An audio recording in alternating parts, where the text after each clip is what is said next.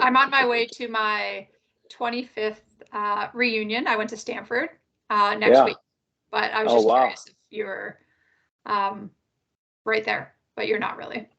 Yeah, I mean, yeah, we're. What's that, Tom? I can't believe you're that old. I know, right? I can't believe it either. Yeah, we my middle daughter actually had gone to a soccer camp at Stanford, and it was nice. the first time I'd been out that way. That's it's you walk on campus and it's just glorious. Yeah. Wait till you get to your 45th, Sammy. What's that, Tim? Wait till you get to your 45th. I mean, every age you feel like, yeah. Oh God. I mean, I am incredibly grateful. You know, I think that the 25th is nice because Stanford's a place where people come from all over, right? So I have never been to a reunion, so I'm really excited to go back and see all your university classmates. And it's quite a small school, only 1,500 graduate per year, so you kind of do know a lot of people, which is interesting. Yeah, so like my year, we had we had Tiger Woods, we had Reese Witherspoon, we had none of these people are who they became. Chelsea Clinton. We had some, just a mishmash of all these various different people that you don't really know who they are, but anyway, still fun. So 25 years later, and already at the conversations, I feel like I'm 20 again, which is awesome. Mm-hmm. Yeah, we have a great group of still very good friends from Brown. Same thing. The classes were about 1,200, Dan or something like that, and we started after 20 years or more. Like it was the Olympic year 2006 when I went to Vermont. We had a little golf get together, and then we started doing it every year. And like some years now, like it's not just hockey players, but some years now, like last year in September, we had 75 or 80 of us in Rhode Island. It's so much fun. I said, oh, that's amazing. Is that also where Jim Lawson went with you? Yeah, or no? Yeah. Jim was 2 years behind me. Yeah. Okay. Yeah. What's he doing now that he's kind of retired-ish? Yeah, he just had his. They just had a retirement party for him. I think a week ago yesterday at Woodbine. Yeah. So he stepped down formally as the CEO of Woodbine. I think he's staying on as kind of like a mentor for a little bit, but mentor to Michael Copeland, who used to sit on our board for the CWHL. Yeah, So he's going to stay on, and I think in his words, work 2 days a week instead of 8 days a week. He's a minority owner of the Tiger Cats, Helen Tiger Cats. So, but I don't think he has too active a role there. But anyway, and I'm going to see him this weekend because you're leaving. I'm coming in to Toronto this weekend. Oh, that's too bad. Yeah, and I'm gonna get to go to the Connor Bedard show in Toronto Monday night. So with Jim. Amazing. Well, tell him congratulations from me. Yeah, I will. Listen, Sammy, when you were talking about Berkley and you were name dropping Tiger Woods, did he go to Berkeley? Stanford. He went to Stanford. Yeah. So my brother actually went to Berkeley. That's right. I across remember the bay, and that's the big rival. So we don't talk about them. My question to you academics is, I think you got an engineering degree of some sort, and all of us, and Sammy, you're a great example of what you end up doing in your life.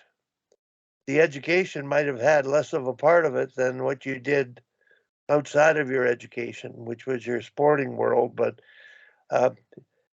like the student athlete experience, I find is there is a relationship established playing together over that period of time. And I think you can't put a price tag on the value of that, but how different it is that we end up doing what we're doing. I'm doing what I was educated to do now, but very few people like yourself, Sammy, did your degrees lead to your vocation? Yeah, I mean, great question. I did work when I first moved to Toronto. I worked in the hockey equipment manufacturing sector, designing equipment for women and various different companies. But that was all based in London, and I was training in Toronto, so it became a little bit of a commute. And so I consulted for a little bit, and then moved into professional speaking. And a lot of my clients end up being engineering or techie or kind of nerdy type companies because they understand that I understand their language. But on that same note, Wally, I went to hear Ken Dryden speak the other night. So Ken Dryden was being interviewed by Sarah Polley, and Ken's journey, obviously, through hockey was through university at a time when, you know, that was kind of a strange thing. And it was interesting because he said he has a new book coming out that chronicles his grade 10 year, those 35 kids that were in that one class at Etobicoke Collegiate, and where they are now. And, you know, 50 years later, what they're doing, what their life took, and how it chronicles also the ups and downs of Canada and, you know, women's changing roles in Canada, from, you know, parents that had just come out of the war to, anyways, it sounds fascinating. But they asked him, Sarah Polley, who is a famous Canadian producer and actress, and asked him, you know, did he have any regrets? And he said the only regret he had was that he wasn't elected prefect of his high school. So he wasn't elected president or like to that presidential council. And he found out 30 years later that it was because the teachers thought he was too busy with hockey and that he wouldn't have the time to devote to it. And so he said, you know, I'm not angry at too many people in my life, but this Mrs. whatever her name was, I want to go back and tell her that, you know, when I was playing for the for the Montreal Canadiens, they never said to me, you can't go to law school at Cornell. And when I was at law school at Cornell, they never said to me, you can't play for the Montreal Canadiens. So I think I could have also been class president also. So I thought that was quite funny. But he had this great sort of mantra about his life journey because he's had these such random vocations, right? For somebody that played hockey, law degree, went to Cornell, became a writer, became, you know, an influencer in his day, and then an MP, a member of parliament, and just all these different things. And I think, you know, it's something that I think all of us on this call is that you follow your joy, you follow those opportunities that you think will bring you joy and that you can be of service to others. And that really resonated with me. You know, something, you know, I think engineering teaches you to think outside the box. And that's what I learned at Stanford, was to sort of think outside the box, and that it isn't about the actual education. You know, it's about learning to learn. And that's what I think it really taught me. So yes, I think, Wally, I use my degree every single day. It just might not be that I'm sitting in front of a computer typing on a desk about mechanical engineering all day long. But I think all of us.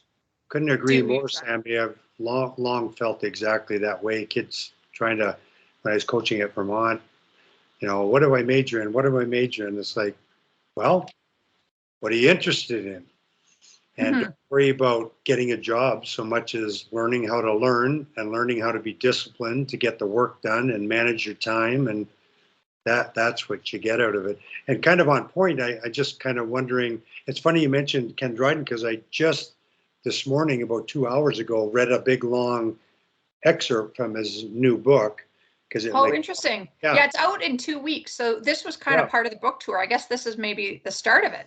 Yeah, it just popped up on a Google search kind of thing, and it was pretty interesting. He always has interesting perspectives. But when you were talking, I thought, I wonder what he majored in at Cornell, sort of to the point. Because it obviously didn't have anything to do with hockey, and maybe tangentially had something to do with being a lawyer, but it'd be interesting to know what he did major in. I think back then, you know, because my dad became a doctor and he just went right into being a doctor. Like there's no undergrad. So I wonder if law degree was the same. You just went into a law degree. I don't think so. I think, they just probably Google search it pretty quick.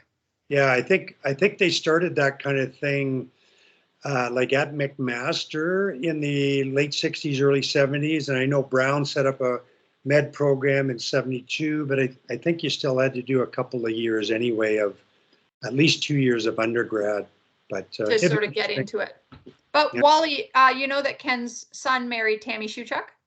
Oh, yes, I'm aware of that. Yeah. I was going to So bring we had a that long up. conversation about what they were up to. They're still living in New York, and Yeah. his son is, I think, was a management consultant or something. And so, but that they're doing well, and the kids are getting older, and she has 2 goalies.